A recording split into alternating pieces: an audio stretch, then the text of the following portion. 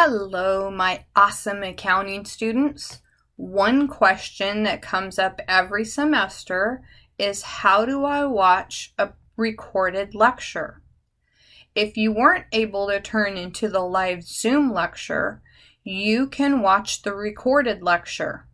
To access your course, click on the Canvas shell of whatever course you're in. Go to the modules link.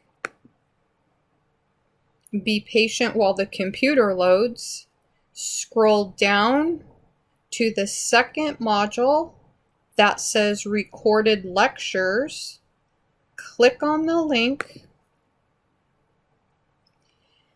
The lectures that have been recorded will be listed by day and also by topic. Click the lecture that you need and the YouTube. Actually, it's not a YouTube. The file where the lecture was recorded in Zoom should automatically open. Please note, during heavy times of the year, like the first week of the semester, the Zoom quality isn't up to par with what it is normally like. Hopefully, as things calm down, the quality of the video will get better and better. If you have any questions, let me know. Professor Johnson, signing out.